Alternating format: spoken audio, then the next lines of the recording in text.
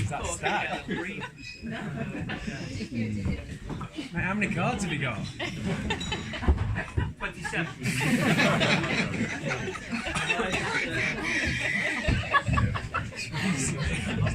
Hi everyone, I'm Adam, I'm the groom. Before I properly start my speech, I'd just like to quickly address my new wife. Rachel, you look absolutely stunning. I love you so much. I'm so proud to be standing up here as your husband with this absolute Del Boy of a ring on my finger. All I hope is that by the end of these speeches, you're still proud to be my wife. So I just want to start by thanking Tim for those lovely and sincere words. And I also want to extend that thank you to Jane as well. I can't imagine what both of you must have thought the first time Rachel told you that her new boyfriend was a sort of pie-faced Yorkshire idiot. But you have always been so kind and so generous. And even though you've actually made me feel like your son-in-law since the day we met, it's a real privilege and a joy to officially have you as my mother and father-in-law. Thank you.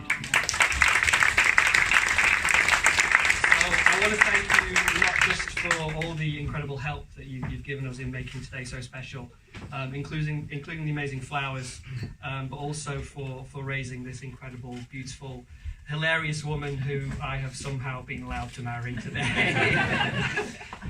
So I'd just like to begin with a toast to Tim and Jane.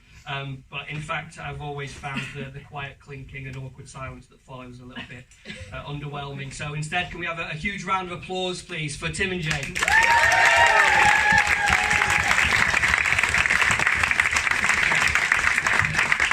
And just to give everyone a bit more insight into what a welcoming and generous family I'm marrying into, this is a family where if, like me, you're the kind of fussy baby who isn't keen on the more vegetable-y sections of your Sunday roast, you get given extra Yorkshire puddings extra instead.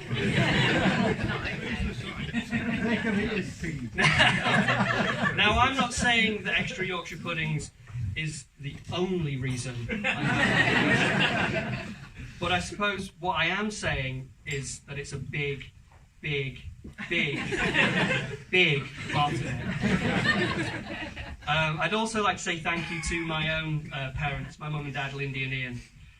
If I have any redeeming features at all, I get them from the both of you.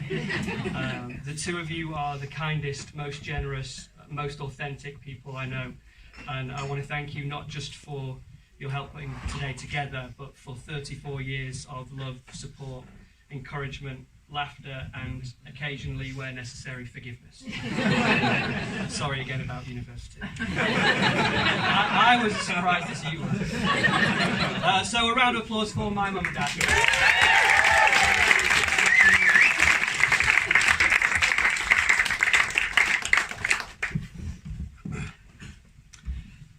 The first time I tried to kiss Rachel, she flinched so hard and recoiled with such speed that I thought our second date might be a trip to the whiplash department of the Royal National Orthopaedic Spine Specialist Hospital. But today, she has agreed to marry me. The moral of the story? Even a complete dipshit can be the luckiest man in the world. But maybe I should start at the beginning. Now, the story of how Rachel and I got together has been told, retold, and revised so many times that it's become legend. Folklore passed down from generation to generation in hushed whispers and exaggerated rumours. Some say we first met when I interviewed her for a job, but ended up appointing a different candidate. This is true. Others say we met at the wedding of our good friends Holly and Charlie, who are here today, somewhere. Where are they? Hello. Where we ended up sitting next to each other, rather than the partners we each had at the time, in a stroke of cosmic serendipity / an administrative error by the venue staff. This is also true. Some have even said that after becoming friends and finding our way back to each other, once we were both single a year later, Rachel deleted my number on no less than 5 occasions because she was sick of me fannying about and thought I was bad news. Yes, fine, this is also true. But the part that everyone gets right and the part that remains consistent in every version of the story is that we both knew from the start that we'd met the person we'd be spending the rest of our lives with. And so here we are today, exactly where we always knew we would be, celebrating with our friends and family. I do want to say a massive thank you to absolutely everyone in the room for joining us today. After the last 2 years, I'm sure the free booze and the chance to dress up was enough incentive. Not to mention the opportunity to see me receive a long overdue and thoroughly deserved rinsing from my best men. But we really do appreciate everyone coming, especially those of you who've travelled from further afield. And on that subject, unfortunately today we are without my brother and sister-in-law and little nephew who haven't been able to travel over from New Zealand. And I think these speeches are being recorded, so Dan, Kirsty, Finley, if you're watching this, we love you, we miss you, and we will celebrate together as soon as we can.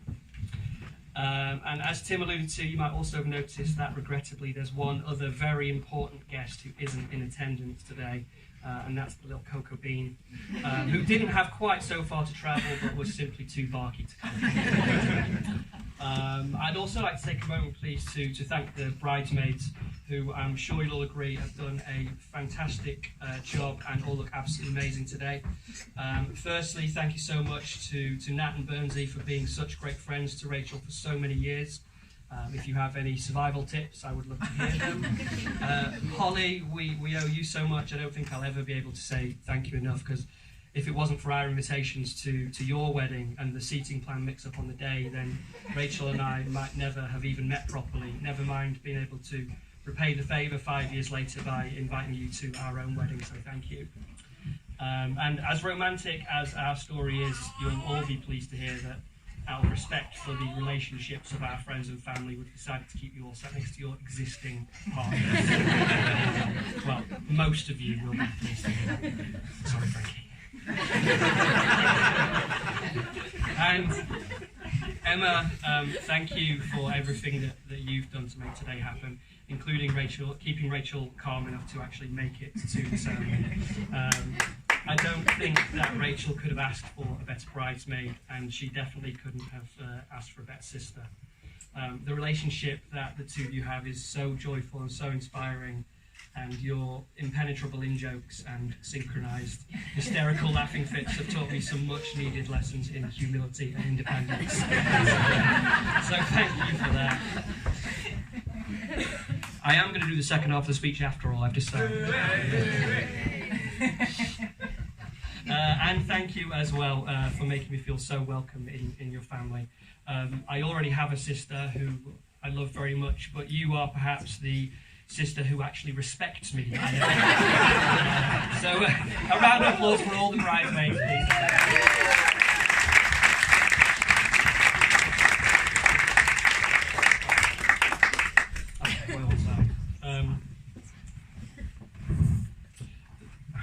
The first time I tried to kiss Rachel, she ducked and weaved with such agility and finesse that for a second I thought I was on a date with all-time boxing legend Muhammad Ali.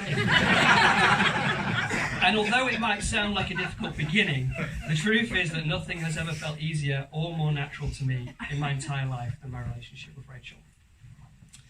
Before I met Rachel, I would hear people describe their partners as their best friend all the time. I just thought it was one of those things that people say because they think they should, but deep down they don't really mean it. Like, oh yeah, your baby's so cute. Or, I'm not looking up. Or, yes, of course I wash my hands when I've only been for a number one. But now I really, really believe it. Rachel is my best friend. She's my first pick as a partner for everything, and everything is more fun when we do it together. One of the things that gave us both confidence in our relationship early on was agreeing that we could happily be locked in a room together for a year and only be more in love at the end of it. And yes, I know what you're thinking, oh, we jinxed us, oh, COVID's his fault. But no, because I specifically remember saying at the time I did not want a deadly global pandemic to put us to death. Wash your hands.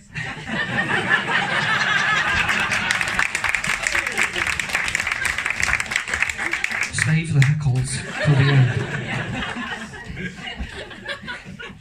So much has happened in the 4 years since then, and a lot has changed, but equally some things haven't changed at all. We still laugh every day, we still have amazing holidays, we still love feeding wild animals, and we still go on dates and make eyes at each other after a few cocktails. And I've learned a lot from Rachel in that time too. For example, I've learned that salt can be a dipping sauce. I've learned that you don't need a handbag when so many great backpacks exist. I've learned that the bedroom floor is the best wardrobe of all. And I've learned that while farts in general are very, very funny, farts in bed first thing in the morning are definitely not funny. And believe me, I have learned that one. And in fact, it's probably funnier not to clarify who was doing the farting or what lessons have been learned, so I'll just leave you to enjoy that in your own way. And speaking of farts, I might just take a moment to say thank you to my best men. Scott, Paul, Jay, and my sister Katrina. It means so much to me that the four of you have been by my side today. You've each been with me for some of the best times of my life, as well as supporting me through some of the most challenging, and I really do love you all to bits. Let's be honest, I was never going to need any help getting to the altar on time or figuring out the logistics of the wedding day, but without the four of you, I wouldn't be the person that I am today, and I wouldn't be the person that Rachel wants to spend the rest of her life with, and that's what I really want to thank you for. So a round of applause, please, for my best man.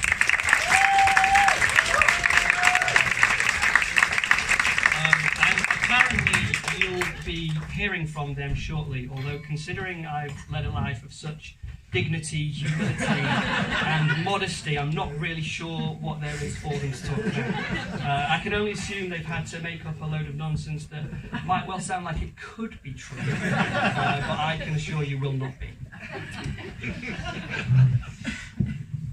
Here we go. There's a third one. The first time I tried to kiss Rachel, she leaned back so far and with such athleticism that for a second I thought I was on a date with world record holding limbo dancing champion Shanika the Queen Campbell. And yes, I do remember thinking that at the time, and no, I didn't have to look it up for the purposes of this joke. But today, I kissed her in front of a room of 90 people, and she only seemed slightly uncomfortable. Now, due to a combination of Rachel's dislike of being the centre of attention and us wanting to get on with the drinking as soon as possible, we opted for the shortest available version of the vows and ceremony. In fact, I think the version we went with is supposed to be for people who don't actually speak English. But I just want to finish off by making some additional commitments to my new wife, if you'll indulge me. Rachel, I promise to always try to make you as happy as you make me. I promise to make you laugh every day. I promise, and this might sound like a weird one, but it's something Rachel's always insisted on, I promise not to die first. I promise to always be in charge of the washing. I promise to always take you out for breakfast. And I promise to always do all the other things you like that we probably shouldn't go into detail about in front of our friends. I really cannot wait to spend the rest of my life with you. And so before I do hand over to the best men, I'd like to thank all of you again for coming and sharing today with us. And then just finally ask for one more massive round of applause for my incredible wife, ladies and gentlemen. Thank you.